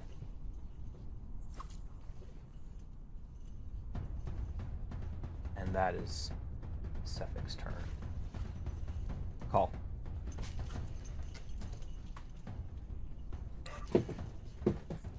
All right.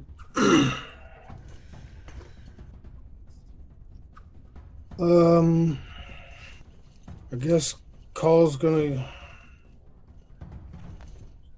take a greater out of the haversack.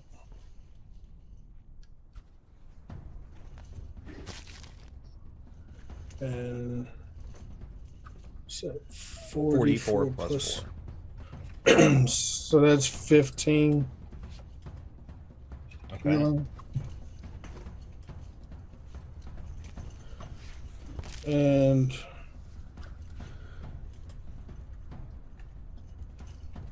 that's the action or bonus action? That is a bonus action.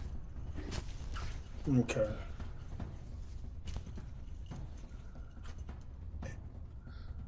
And I guess we didn't see Suffolk just vanished, right? So You can see where he teleported to, which is it's next to this tree, and you can see that the form that is closer to you is much more shadowed looking, almost ethereal. yeah, Dylan was seeing that. I guess Call's gonna run to the one that he sees is not looking shadowy. Okay. And how much is that? Still have 50, so Call's gonna run.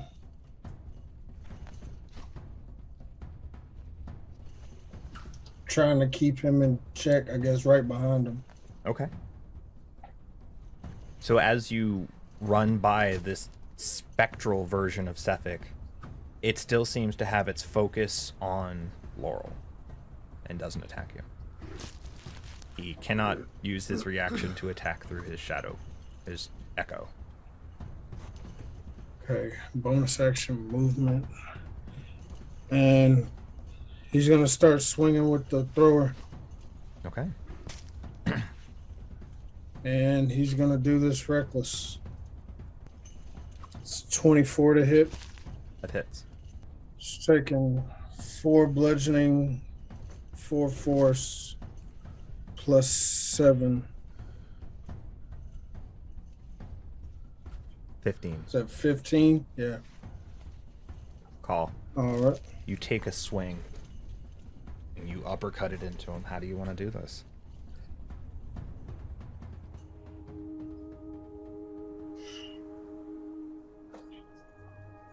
Call's gonna take his hammer while he's behind him. He's gonna swing it up and throw it up, and then he's gonna catch it and just right on top of his head, slamming him into the ground. So, Call, as you toss your hammer up in the air, Sefik is looking back towards you, and as you're jumping up in the air down towards him, you see fear in his eyes, something you haven't seen in this Sefik at all. And as you smash your hammer down upon him, he is thrust into the ground, maybe 4 or 5 inches, through snow, through ice, through dirt. Whoa. And this explosion happens in a maybe 5-foot little area around him that actually pushes you back up a little bit. You don't take any damage, but it pushes you back. And then all of the air goes still. The cold light walkers seem to freeze in place. The air rushes in towards Sefik from all directions. You see all the cold light walkers, the energy from them is sucked out, and their clothes just limply fall to the ground. In silence. A couple seconds go by, and Sefik's body explodes in an icy, frosting type energy. And the immediate energy around him, at the immediate area, comes completely covered in frost. A small sheen of it hits you. You don't take any damage. And you look down, and there's Sefik's body. Limp. Lifeless. Farron, you can feel that he is no more with your hunter's mark. I'm down still. Oh, then yeah, never mind. Yeah, Call is gonna. The echo He's gonna- disappears. He's gonna reach down and he's gonna pick up Cephik for the second time and put him over his shoulder. And he is gonna walk back towards where Zeke is and Laurel. And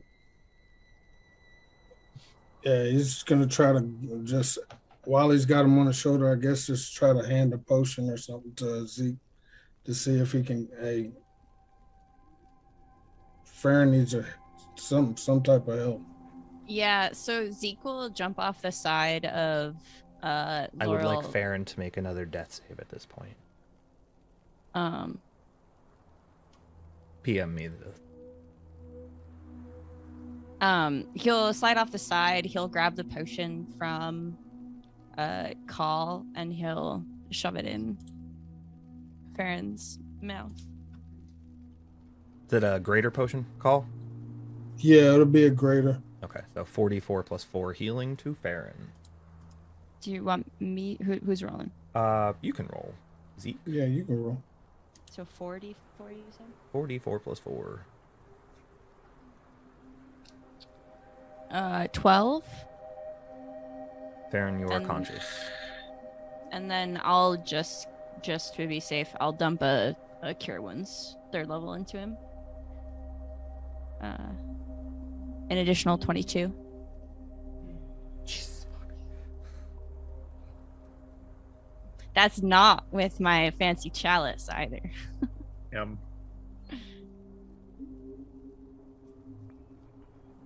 Silence comes across Bryn Shander, with the exception of Drengir smashing the limp, lifeless sack of rags that was a Cold Light Walker.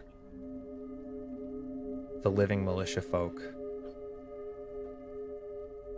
are breathing heavy and looking around scared. But silence comes across the town.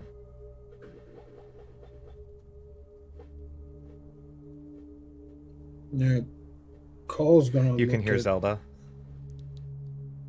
Sorry, she's dreaming. Yeah, Call's gonna look at. I guess Zeke or somebody, whoever's closest to him, and I guess he just looks tired, and he's like, "I need to end this." So I have an idea, but it's not pleasant. We could set up a pyre, drop some bonfires, burn the body. No body, no coming back. That's what my family does when someone dies. We do the same with our ships. My tribe. We'll put the body on their ship, set it ablaze. If y'all could help me with this,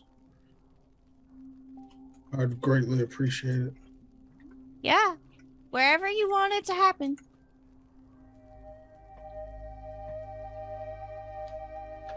And You all were fighting right outside this gate. The southwest gate. Is fighting still going on with other cold walkers? There's in other locations? all the Cold Light Walkers seem to have just dropped. DM, Yes. not to stop this beautiful moment. Is it nighttime? Always. Always. Full moon is out though. Yes. And I, Jackie, know that can happen during the day. So, is it daytime, nighttime? Like what cycle? Hour-wise, Daytime. it is around noon. Daytime. Okay, it's noon. Okay, never mind. I was gonna look towards the sky to see if Auril was flying, but she's not she wouldn't be up yet.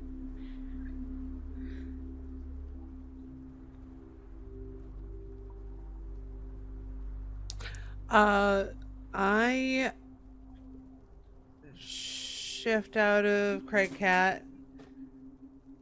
And who's looking the worst, Call or Farron? At this point, I think Call is. I'm at 16.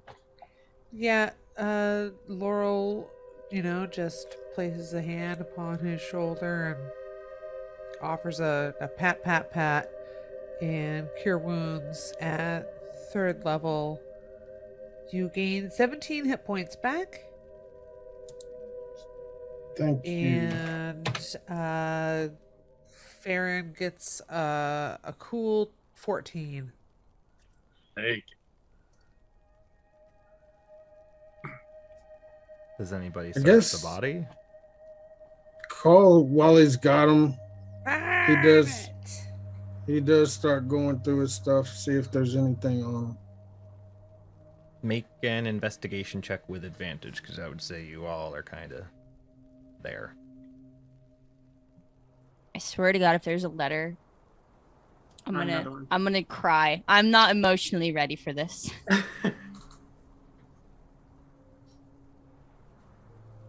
I got 15 for 14. You see the expected dagger and scimitar still kind of clutched in his hands, but they do seem to kind of be melting a little. He has a rather fancy rune-inscribed necklace. His armor, even with all the damage that you all dealt to him, the leather armor looks completely intact. And lastly, his boots are real fancy looking. All right, well, And you see 2 potions of healing. yeah, call grab Greater, those. specifically. 2 potions of greater healing.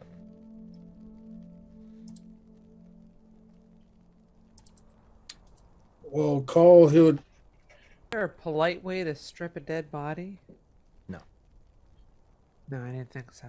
Nah, Call's gonna. You'll see him. He'll go over and he'll lay Sefik down right in front of him. He will take off the boots and the leather armor, but he'll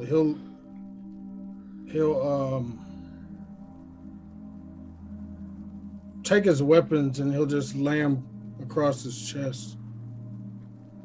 You take And- 6 points of ice damage from touching his sword and dagger. That's fine. While Call's doing this, Farron's gonna start building the pyre. Yeah, I can help gather wood. As is Elena when she just dissipates the coronet and returns back to regular. You all watch as militia folk kind of see what you're doing, and they start gathering. Wood is precious in the 10 towns currently because of how cold it is. You see them go into some of the houses and grab what already look like disheveled furniture. Things that were probably being kept for warmth, but seeing what you're doing, they also start gathering up the leftover clothing of Cold Light Walkers to add to the pyre. They don't grab like an exorbitant amount of furniture, but enough to keep the fire burning. Right. Can I assess the damage to the gate? And because wood will be needed for that too, right? Mm-hmm. The gate is Can I- destroyed. Just utterly destroyed. It would take a lot to repair it. It would take less to rebuild it.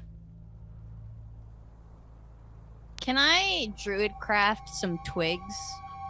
Oh, from the gate? Absolutely. You can druid craft it in the gate twigs. A lot of people do seem to be gathering up some of that wood for smaller pyres and gathering it to put aside as actual firewood. Really? They're not gonna. Okay. Okay. After half an hour or so of quiet but quick work from the militia folk and the agents of SHAILD, a funeral pyre is built for Sefik, draped in the clothes of some now dead 10-towners and cold light walkers. You can set fire to it. Yeah, call, pick up Sefik, and he would go place him on the pyre. And not having nothing to really start it with, he'll just look back at the party. And Zeke will hand you a tinderbox. Baron will hand you Yami. Zeke can also cast bonfire, but he's assuming that like Call wants to do this, Right. so he's just gonna hand you a tinderbox to, yeah, and he'll help you light it, like holding so the wind doesn't blow it out. yeah, and he'll get down and he'll take the tinderbox from Zeke. Yeah, he'll still have it and like give Yami a scritch. But you'll see him.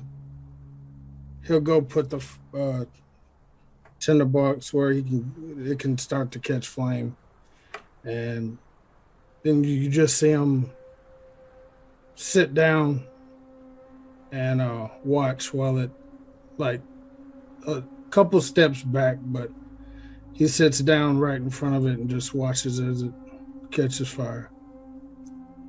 As the fire starts to build slowly, once the cold light walker's clothing starts to catch, it does catch much more rapidly. Within minutes, the pyre and the body are fully aflame. Call, from behind, you hear quiet footsteps, and Midge walks up to you and puts her hand on your back. I'm sorry.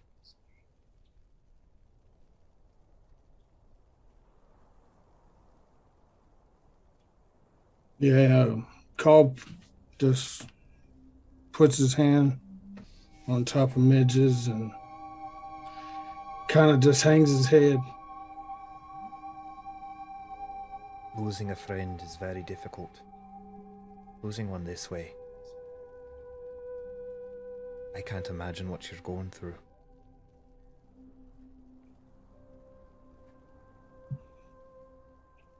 He was a brother.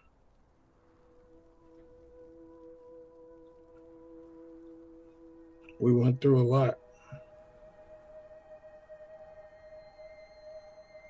And hopefully now he can rest.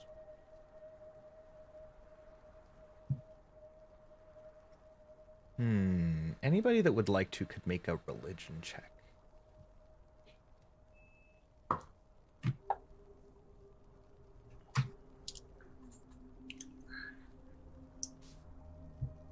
Where are you? Zeke got a 17. That's a 4. 19. Between Zeke and Elena, you know that undead are a difficult thing to end. Usually, fully destroying, incinerating the body stops it from being brought back. This will prevent this body from returning ever again.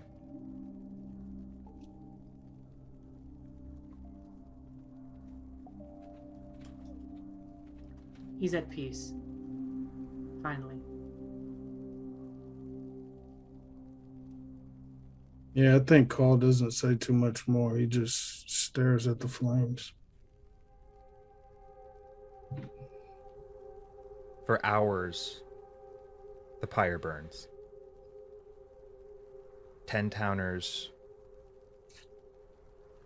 come by and pay their respects and their thanks. Word has gotten around what you did in East Haven, and there were many eyes to see what you did here.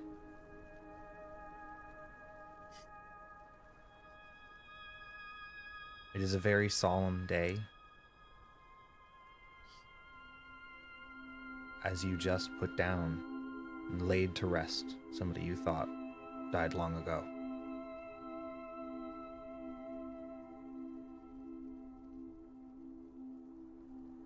As the fire, does anybody, like, the fire's going to burn for about 8 hours. Is there anything anyone wants to do in there?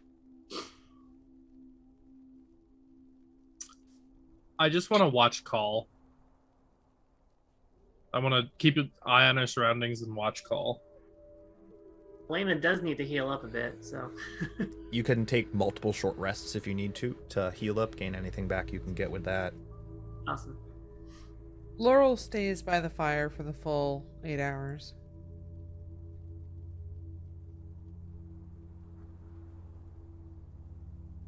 If no one has anything else. As the fire slowly starts to burn down to its last embers, there is no trace of Sefik. Even his bones have burned to ash. Really?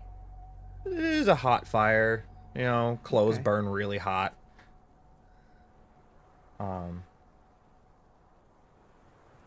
And a slight wind blows some of the ash away west. Call, I would like you to make an insight check with advantage for this. That is a 16 for 15. 15 was the DC, so that works. The closest ocean is to the west. Regardless of where this wind is coming from, it's sending him home.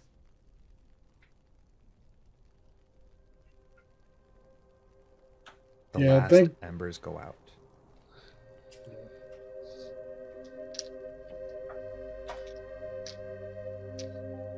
Yeah, I think after the last embers went out, he'd wait a little bit.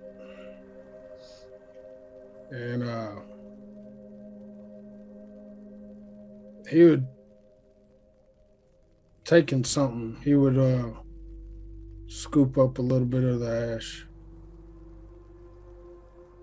And he would place it in, find something to tear a piece of his cloth off or something and wrap it up. There are several empty potion bottles. Oh yeah, he would take it and put it in that. And Go ahead and mark Sefik Kaltra's ashes in your inventory.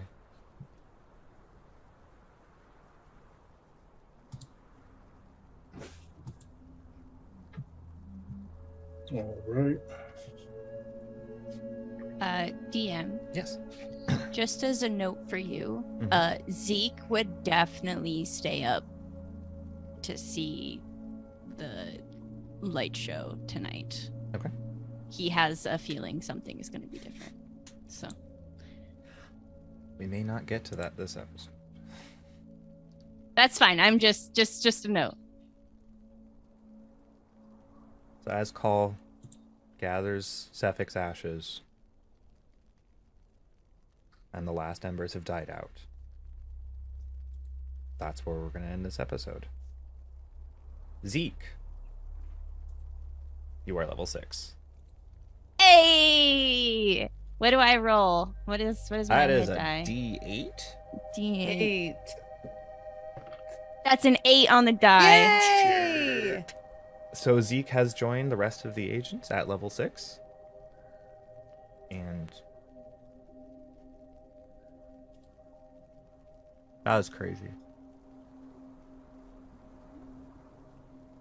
I don't know what else to say. That was crazy. That was That was a lot. a lot. You guys are great.